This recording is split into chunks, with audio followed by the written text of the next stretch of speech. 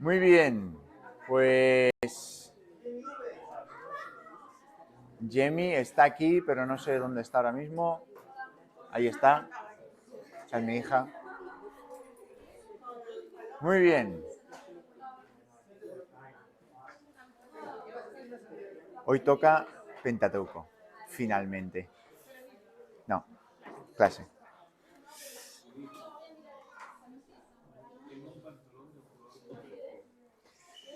Muy bien, pues hoy toca Pentateuco, la clase de Pentateuco, así que espero que estéis listos con vuestras libretas. Si no tienes una libreta, puedes preguntar. Hay algunas libretas, quizás no extras, pero hay libretas por haberlas. Muy bien, y antes de comenzar con la clase y orar, simplemente mencionaros que las águilas tienen 2 puntos, las palomas tienen 4 puntos y los cuervos tienen 9 puntos. Pero eso solamente después de la primera ronda de preguntas, ¿eh? Así que no os preocupéis que esto irá a más. Y hoy será un buen día para ir apuntando, porque hoy después de la clase tendremos el tiempo de hacer las preguntas para la sesión que viene, la semana que viene, ¿vale? Así que vamos a orar y comenzaremos con el Pentateuco. Señor y Padre Celestial, te damos muchísimas gracias por este día, gracias ahora por este tiempo que podemos tener de clase y quiero pedirte que tú bendigas este tiempo juntos y podamos ser bendecidos, Señor, en lo que vamos a hacer. Te pido todo esto en el nombre del Señor Jesús. Amén. Pues los 5 primeros libros de la Biblia, Génesis, Éxodo, Levítico, Números y Deuteronomio, suelen denominarse la ley o el Pentateuco, que viene de la palabra en griego Pentateukos o libro de 5 volúmenes. Eso es lo que quiere decir penta, que ahí tienes la palabra penta 5, teuco, entonces es un libro de 5 volúmenes. Constituyen la primera y más importante sección del Antiguo Testamento tanto en la Biblia judía como en la cristiana. La triple división de la Biblia hebrea en la ley, los profetas y los escritos, ya lo estuvimos hablando esto un poquito hace un par de semanas, ¿no? Acerca de estas tres partes, ¿no? Lo vemos en Lucas 24:44, donde Jesús está en el camino a Emaús, ¿no? Y dice, comenzando desde Moisés, yendo a través de los profetas, ¿no? Les habla a estas personas acerca de sí mismo en las Escrituras. Y de hecho, también tenemos el prólogo del libro apócrifo de Eclesiástico, ya sabéis, lo hemos dicho otras veces, pero lo vuelvo a repetir, los libros apócrifos no están inspirados, pero, ¿qué dijimos? Son útiles, ¿vale? Entonces, una de las utilidades es ver esta división también, que podemos verla en el prólogo de Eclesiástico, que viene aproximadamente del 130 a.C. La división del Antiguo Testamento en las Biblias cristianas, basada en el Antiguo Testamento griego, que es de la Septuaginta, de alrededor del 150 a.C., también otorga al Pentateuco un lugar de honor. Entonces, vamos a hablar un poquito acerca del autor y la fecha de cuando se escribieron. Las referencias al Pentateuco como el libro de Moisés, en Segunda de Crónicas 25:4, Nehemías 13:1, el libro de la ley de Moisés, Nehemías 8:1, la ley de Jehová, Primera de Crónicas 16:40, Esdras 7:10, y el libro de la ley de Dios, se limitan en gran medida a los escritos posteriores al exilio. O sea, ¿os acordáis que los judíos fueron deportados y después volvieron? Pues estas referencias, casi todas ellas, están allí después de que volvieron, ¿sí? no es tan claro si las referencias a la ley de Moisés en los libros anteriores se refieren al Pentateuco completo o a partes, por ejemplo, en Josué 1.8, en Josué 8.34, Segunda de Reyes 14.6, etc. Ahora, el Nuevo Testamento utiliza denominaciones similares para el Pentateuco. Y de hecho, vamos a mirar un par de ellas. Vamos a mirar Mateo 12.5. Ya os lo puedo leer yo directamente, pero Mateo 12.5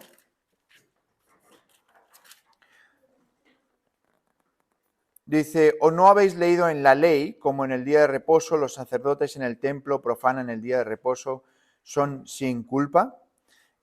O Marcos 12.26 nos habla acerca de la ley. Marcos 12.26. Pero respecto a los muertos resucitan, ¿no habéis leído en el libro de Moisés cómo le habló Dios en la zarza diciendo: yo soy el Dios de Abraham, el Dios de Isaac y el Dios de Jacob? ¿No? Entonces ahí tenemos el libro de Moisés, ¿sí? Ahora no nos está diciendo tal libro es el libro de Moisés, sino el libro de Moisés lo está diciendo como si el volumen entero, ¿sí? Entonces, la atribución de estos libros a Moisés subraya la autoridad vinculante del Pentateuco. La autoridad de Moisés escribiendo estos libros queda indicada no solo por estos títulos, sino también por las palabras que Jesús mismo dijo, ¿vale? Aquí tenéis todas las referencias donde sale cuestiones de Moisés, o la ley de Moisés, o la ley de Jehová, todas estas referencias del Nuevo Testamento, ¿vale? Y perdonar porque yo pensaba que esto quedaría mejor, pero queda como un parche aquí, así que lo siento. Para otra vez lo tendré en cuenta, ¿vale? Es que aquí en la pantalla me sale más gris y aquí sale más blanco, entonces en gris queda mejor, es más fácil de ver, ¿vale? Entonces, en Juan, capítulo... no está aquí, ¿no? Capítulo 5 y versículo 46, Juan 5, 46. Aquí está, sí.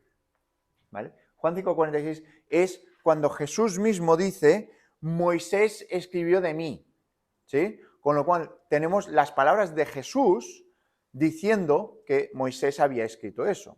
Y eso ya nos lo asienta, ¿no? Ya, si Jesús lo dijo, ya no hay confusión, ¿vale? Muchos otros escritores, personajes del Nuevo Testamento, pues también lo hacen, como podéis ver en todas estas referencias de aquí, ¿vale?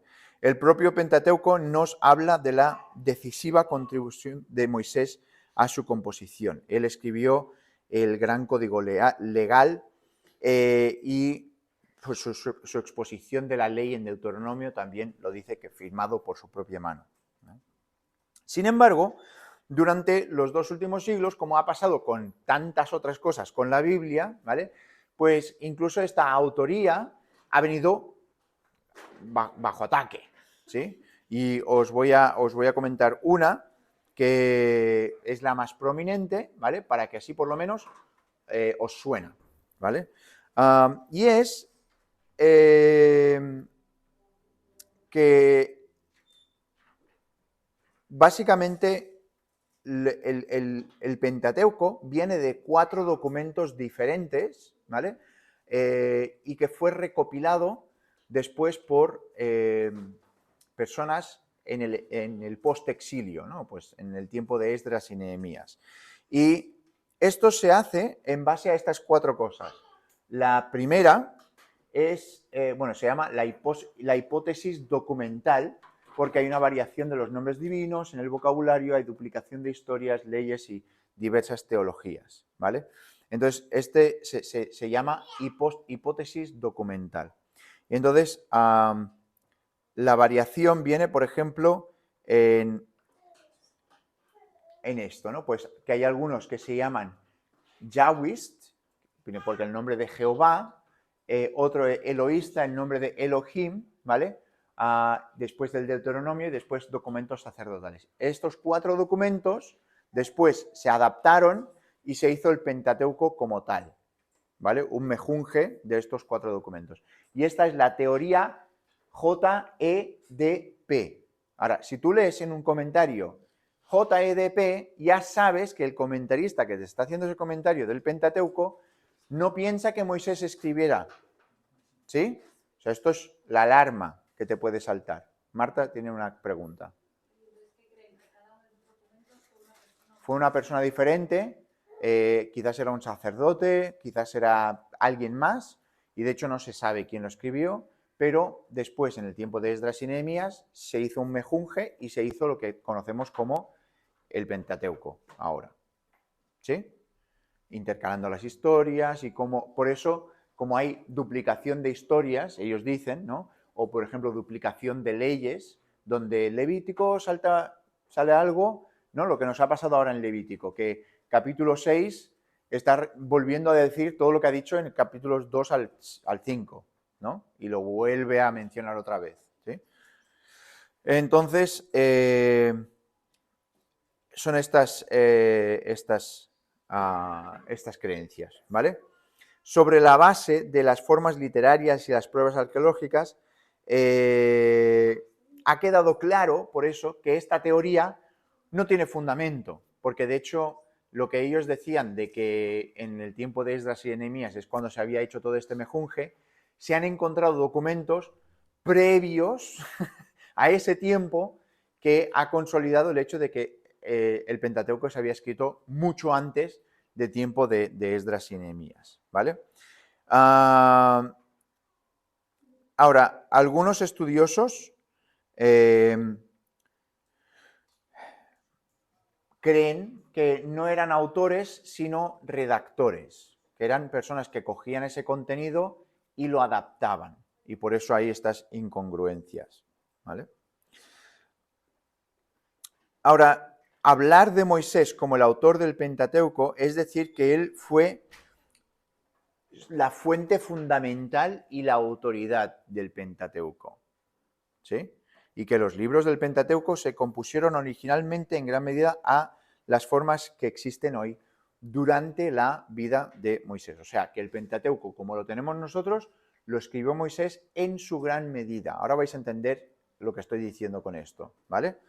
No obstante, debemos admitir sin reparos que, de conformidad con las prácticas conocidas por el antiguo Próximo Oriente, Moisés utilizó fuentes literarias. A veces esto se ve claramente identificado. Por ejemplo, vamos a mirar aquí Génesis capítulo 5.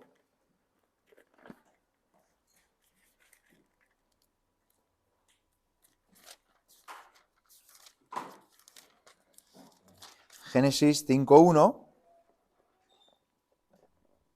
Este es el libro de las generaciones de Adán, el día en que creó Dios al hombre, a semejanza de Dios lo hizo. O Números 21.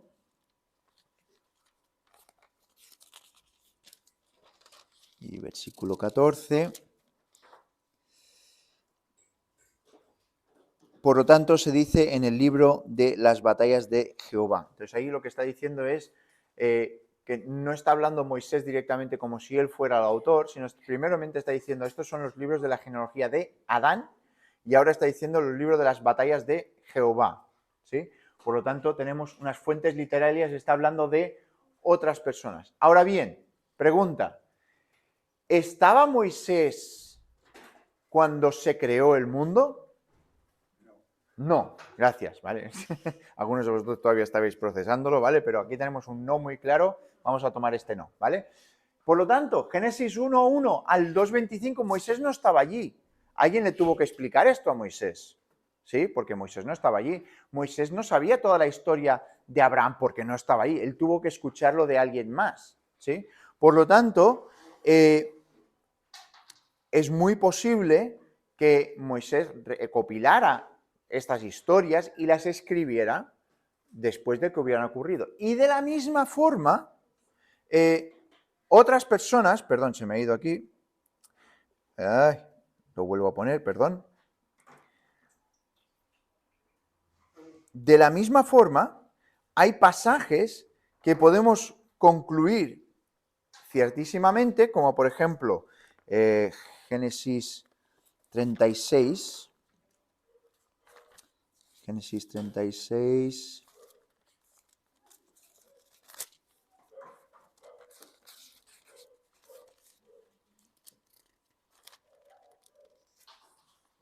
¿vale? Versículo 31, Génesis 36, 31. Y los reyes que reinaron en la tierra de Edom, antes de que reinase rey sobre los hijos de Israel, fueron estos. ¿Cómo sabía Moisés eso? ¿Sabes? O sea, no hay forma de que Moisés supiera eso.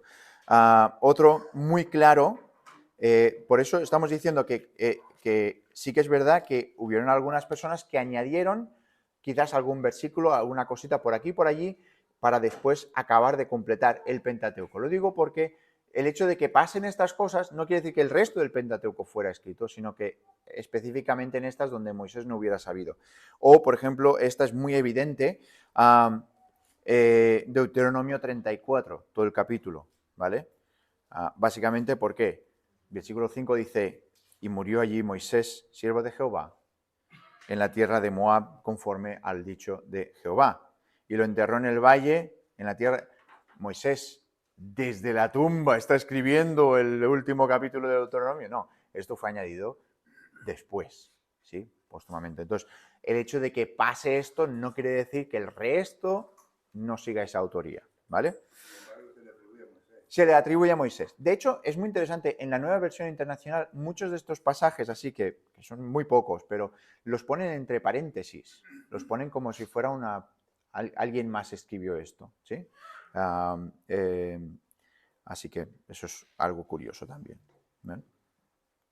Entonces, vamos a hablar un poquito acerca de la unidad en el Pentateuco. Hemos visto quién lo escribió y lo escribió durante el tiempo de su vida, ¿sí? Específicamente se pone la data de cuándo lo escribió, que fue durante el tiempo de los 40 años, pero muchos de los estudiosos lo echan a la segunda mitad de los 40 años, ¿sí? O sea, en los últimos 20 años del peregrinaje, que es cuando Moisés habría estado escribiendo esto. El Pentateuco es a la vez un compendio de libros individuales y una narración sin fisuras que ofrece una historia completa, desde la creación hasta la muerte de Moisés. Leerlo como una u otra cosa distorsionaría su texto. Por un lado, cada libro, a su manera, guió a Israel a través del éxodo de Egipto hacia la conquista del Canaán. El Génesis, por ejemplo, se distingue por un enfoque literario único en los periodos primitivos y patriarcales. O sea, nos está hablando acerca de un enfoque que nos va narrando una historia, ¿sí?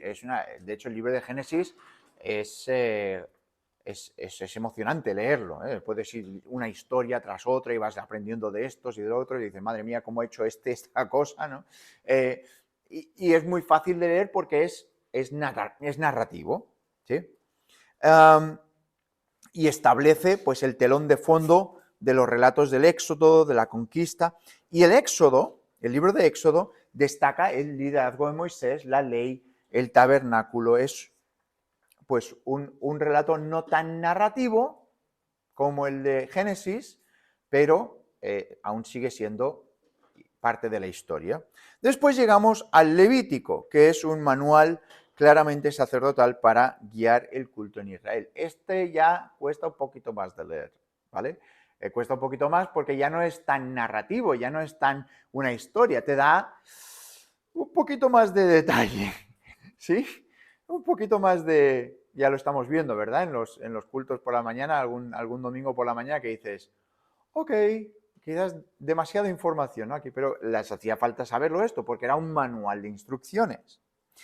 Números se centra en Israel como el ejército del Señor que marcha hacia Canaán, y Deuteronomio consta de 3 discursos de Moisés que expuso la ley y dirigió la renovación de la alianza del pacto con Dios. Entonces tenemos aquí estos los 5 libros que hablan de temas diferentes, pero como vais viendo, se van uniendo los unos a los otros. Son como estos bloques que van edificándose uno encima de otro. ¿Sí? Al mismo tiempo, estos libros están unidos por una narración continua. Por ejemplo, el Éxodo está relacionado con Génesis por referencia al número de israelitas que descendieron a Egipto. Entonces, Génesis acaba con un número y Éxodo empieza con ese número. ¿Sí? ¿Qué pasa, Marta? Es que cuando se le pone cara de preocupación, yo digo, ay, que algo he dicho que no... ¿Cómo? Vale. Entonces, he cambiado de diapositiva, perdón. Pero si lo tienes esto en casa, tú, esto es... Esto... Y se lo da por anticipado. Ya. Ella tiene la chuleta. Entonces, el Éxodo está relacionado con ese Génesis por el número de israelitas, ¿sí? Moisés, en el momento del Éxodo, cita la petición de José en su lecho de muerte, cuando los israelitas tenían que sacar sus huesos. Levítico, del 1 al 9, puede leerse casi como un apéndice de Éxodo 25 al 40, ¿sí? Porque esas son las leyes. Dios le da a Moisés en Sinaí, y Moisés está hablando acerca de todo lo que van a hacer, y Levítico es como un eco, ¿sí? No es exactamente igual, pero es un eco. Lo que estamos viendo aquí es cómo se enlaza Génesis con Éxodo, Éxodo con Levítico, ¿sí? Después, el último texto de Éxodo legitimiza la construcción de un tabernáculo. El servicio de ordenación de sacerdotes se esboza en Éxodo capítulo 29, pero no ocurre hasta Levítico capítulo 8 y 9. Las restricciones dietéticas de Levítico se basan o se dan por lo que hemos visto en el Éxodo. Gran parte de las narraciones de estos 3 libros centrales tienen lugar en el desierto de Sinaí. Al comienzo de su primer discurso en Deuteronomio, Moisés lo que hace es resumir la historia del pueblo de Israel desde el Sinaí hasta el Moab, tal como se recoge en el libro de Números. Y pues ocurren estas cuestiones de las narraciones que Moisés hace en el libro de Deuteronomio. Lo que va a hablar, ahora voy a resumir todo lo que ha ocurrido en los primeros 4 libros, toda la historia que ha ocurrido. ¿Sí? Esto si lo queréis podéis mirarlo después en el libro de Deuteronomio. Entonces, el Pentateuco, ante todo, es una mezcla de historia y de ley. ¿Sí? O sea, tenemos la historia en el libro de Génesis, el libro de Éxodo nos va hablando, pero después el libro de Levítico y al final del libro de Éxodo también tenemos un montón de ley, tenemos un montón de ordenanzas, ¿no? Entonces, estos temas no están desvinculados porque la historia narrativa explica las leyes, ¿sí? O sea, el hecho de que tengamos esta historia te da la razón de por qué tenemos estas leyes.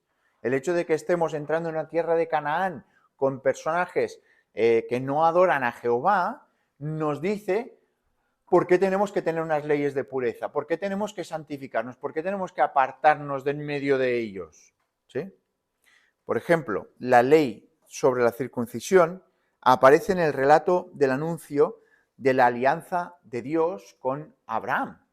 ¿Sí? Entonces, la circuncisión ocurre porque Dios está diciendo, vosotros me seréis separados, seréis un pueblo que tendréis una señal completamente diferente. Y el quebrantamiento del día de reposo se considera un delito capital. En la historia en Números, ¿os acordáis de un cierto señor que dijo, Dios ha dicho esto, pero yo voy a recoger palos? ¿verdad? ¿Os acordáis de esta historia, verdad? Pues es en ese momento que se considera un delito capital.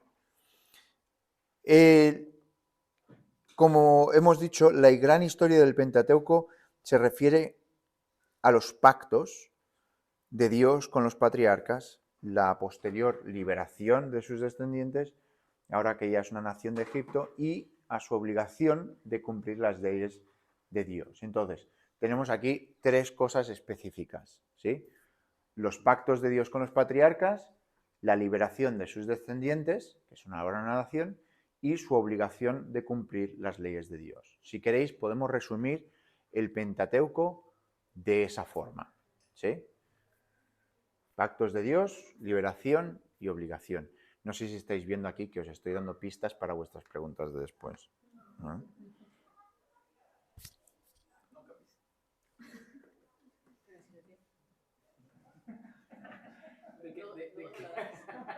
¿De qué equipo es Marta? ¿De qué equipo es Marta? Las palomas, las palomas. Del mejor. Bueno, bueno. Ya empezamos, ya. Muy bien. Entonces,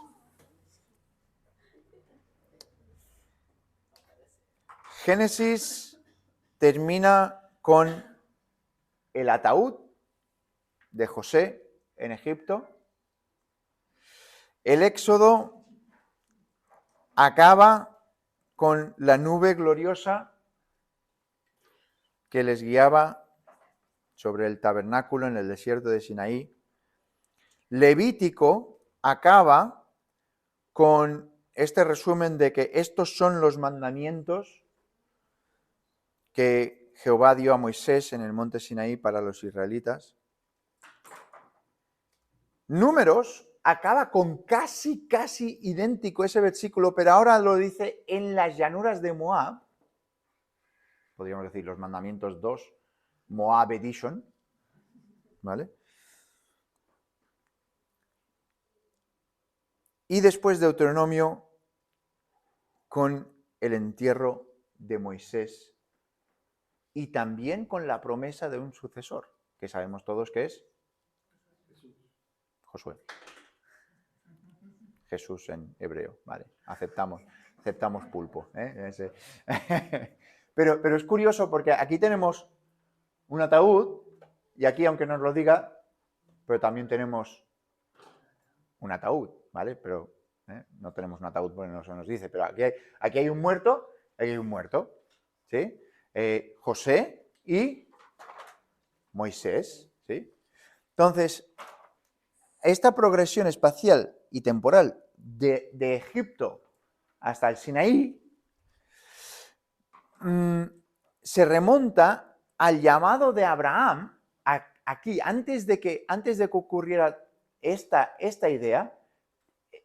Abraham aparece aquí teniendo que salir de Ur de los Caldeos. O sea, la historia comienza con Abraham saliendo de Ur para que entonces puedan ir a Egipto, para que entonces puedan ir a todo el desierto, para entonces poder llegar a la tierra prometida y ser una gran nación. Génesis se centra en los pactos de Dios con sus padres, Abraham, Isaac y Jacob, que prometen que Dios hará de su familia una gran nación. La narración que va del Éxodo al Deuteronomio trata del fundador de la nación, Moisés, y del pacto de Dios mediando a través de él para hacer de Israel una nación santa. Esa historia y esos pactos encuentran su cumplimiento ¿dónde? En Cristo, ¿sí? Es donde finalmente encontramos que el cumplimiento de todos esos pactos finalmente reposan en Cristo, en el nuevo Israel, y a la medida que Dios soberano dirige la historia hacia su destino final. Y estamos en esa historia nosotros también. Ahora mismo estamos ahí metidos, ¿eh? Pero bueno, esto es el Pentateuco, ¿vale? Así que ahora nos vamos a dividir en nuestros equipos y vamos a hacer 4 preguntas. 4 preguntas que os voy a dar 10 minutos para hacer estas preguntas. y después me las vais a dar para que pueda hacerles yo una foto e incluirlas la semana que viene en el tiempo de preguntas para los grupos, ¿vale? ¿Hay alguien que no tenga un equipo? ¿Alguien que no tenga un equipo? Iris, ¿tú no tienes equipo? Arturo, ¿tú no tienes equipo? Vale, pues Arturo y Iris, si podéis salir de en medio de ellos un momentito, ¿vale? Y después el resto, os ponéis por equipos, por favor. Poneos aquí un momentito y veremos a ver cuántos están en cada equipo y toda la pesca.